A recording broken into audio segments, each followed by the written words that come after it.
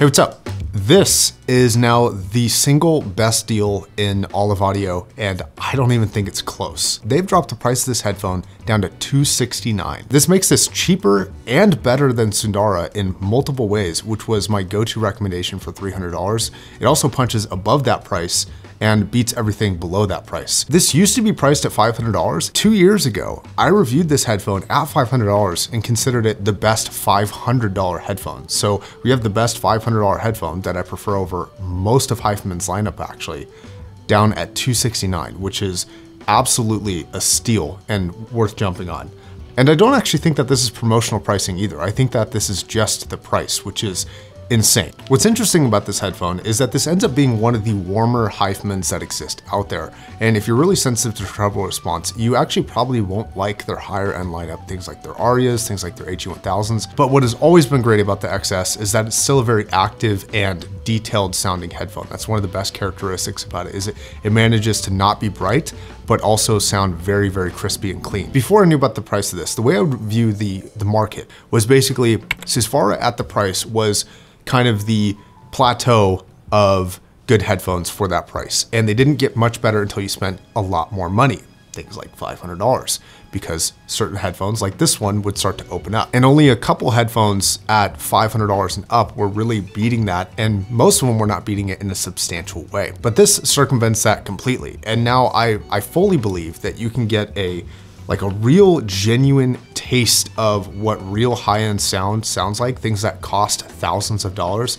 You can get a taste of that all for like 269 bucks. It's honestly an incredible deal, and I'm surprised they're pricing it that low. Let's talk about some of its competition. So regarding its own lineup, I prefer this over the Ananda and the Ananda Nano. Those cost more even, but even when these were both much more expensive, I still preferred the Edition XS. I felt like the high end was more attainable, the mid-range was a little bit more filled out, and the bass response just hit a little bit harder on the XS. And I also felt like the sound staging potential was even better on the XS, surprisingly, compared to either Ananda or the Nano. When it comes to Sundara, I think this is basically good at everything Sundara is, except it's just a little bit punchier of a headphone. It's got a little bit punchier bass response, it's got a little bit punchier vocals, and it's got a little bit punchier top end. It's a bit more dynamic in all those regions. And you get the benefits of like a bigger soundstage with this. And I actually feel like the treble response is a bit less constricted than that headphone is. The headphone was always incredible for that price, but as soon as you stacked it up against something like this, you would start to see some of its faults, some of its limitations, and why something like this was better. What is really interesting is that the Sundara is still priced at $300. So now the Sundara costs more than this headphone does, which is pretty wild, and it almost makes you wonder if they'll drop the price of that eventually too, but I haven't heard anything about that, so no guarantee on that. The way that I would look at the Sundara versus this comparison is more of a comparison of saturation of sound, I suppose. The Sundara genuinely has very good sound, but this is very similar to that tuning.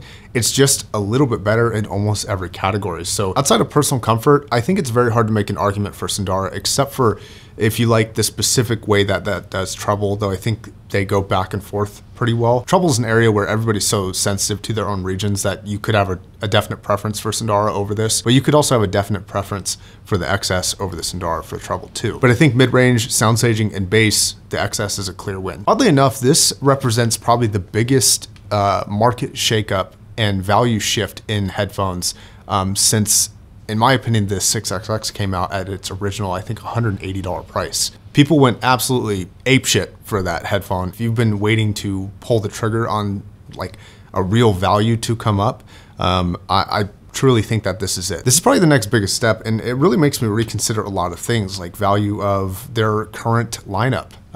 Like the Anandas, in my opinion, are basically null and void. Like, I don't really see a purpose to buy them. I don't prefer the sound of them. I don't think most people will either. And until Sundara drops in price, I think that this represents a much better value. I think that they could completely dominate the market if they had Sundara at $150 and this at $269. But this right now as a value proposition is extremely hard to ignore. So I want to give a little bit more on the sound here and why this headphone is so good. So first of all, you have to understand the entirety of the general picture of the sound. This is a very lively, very clear, very distinct sound for all the instruments that play in it. It's got a very specific position. It's got a wide enough soundstage where it can really isolate specific instruments in specific places, and you feel like everything has a very finite location that is independent from everything else. And that's something that Sundara is also very good at. But it's also different than a headphone like 6XX, which happens almost exclusively in your head. And you hear a good separation because of its imaging potential, but its sound staging potential and outer width are not nearly as good. Now this takes a slightly different approach where it's not quite as full in the center of your head, but it's much fuller on the outer boundaries of your head. But it also doesn't sound thin and hollow internally either. It's got a nice balance and mixture of both, which makes the imaging and sound staging potential very, very good for the $500 price, but exceptional for the $269 price. When it comes to some frequency things, on a graph, it looks like the bass is a little bit reduced from what people will consider to be like preferential. Because the lower mid-range is not super strong, you actually notice the bass dynamics quite a lot, and they do pop through and come through in a way that doesn't sound like a super bassy headphone, but because of the fidelity of it, it just sounds extremely good. And I would kind of define the bass characteristics to be balanced. It sounds even, it sounds correct, it doesn't sound bloated, and it doesn't sound undersaturated. It just kind of sounds generally good. Like I said, lower mid-range is not as pushed forward as some other headphones are. For example, 6XX, I think that's an area that the 6XX actually does pop a little bit more forward and is a little bit better at kind of filling out a lower, deeper vocalist. This isn't bad there, but it's definitely one of the only few downsides that the sound signature has is a little bit of a thinner lower mid-range. And in a perfect world, that would be boosted up just a little bit, in my opinion. The rest of the vocalists though, and the rest of the mid-range does pop through quite well. And it doesn't without being shouty or harsh. And this is actually something that some of their higher end headphones are actually suffering a little bit from, which if you look at things like the Aria is a little bit pushed forward in like the 2,000 to 4,000 region. Like right around 3K, there's a bit of a boost there that makes female vocalists sound kind of shouty and a little bit harsh sometimes, and that's one of the common complaints. This doesn't have that, which actually makes this, in my opinion, a slightly better technical performer in that area. But the Aria has better benefits and a better overall sound than even this does. But in that specific area, I think this outperforms Aria. When it comes to treble response, the resolution isn't as good as Hyfman's really expensive headphones, of course, but I can definitely see an argument for this being one of their best tunings because it's just really complete sounding without sounding bright or overly harsh. Like I said before, you might have preference over Sundara or this, depending on how you like your treble.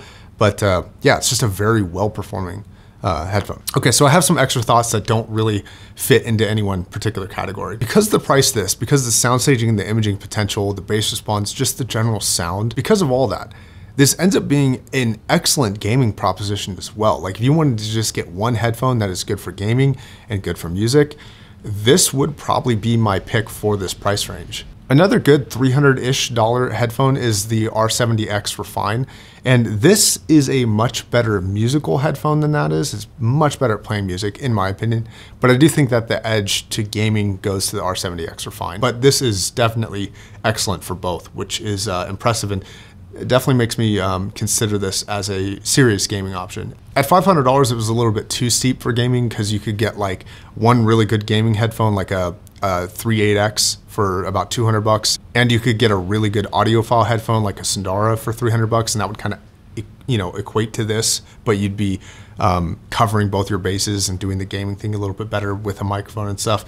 But yeah, if you added on a, let's say the Meze boom mic to this with a 3.5 millimeter, that's a pretty bitchin' setup, honestly, for about $350-ish. That's pretty incredible, honestly. I also never noticed this before, but in the box, the way that the headphones come in, I noticed that you could actually pull this out, and it's got like a little stand on the bottom. Like this is a headphone stand, which is hilarious. And honestly, a really good deal. More companies should do that. It's not the most aesthetic thing, but the fact that you get a free headphone stand is kind of funny. Anyway, so what ends up beating this? Well, if you like vocals specifically, the 600 series, the HD 600 series from Sennheiser is going to be better. If you like really strong bass, there are a number of headphones that do bass really, really well. And those headphones can hit super hard in bass, but I feel like they suffer everywhere else. But outside of those two categories, for general sound, general music reproduction, playability, enjoyment, having that taste of real, like actual genuine hi-fi, I cannot think of a better headphone. So as of right now, I think this is literally the best deal in all of audio right now. And it easily takes my slot for the best $300 headphone. So yeah, all right, thanks for watching. See ya.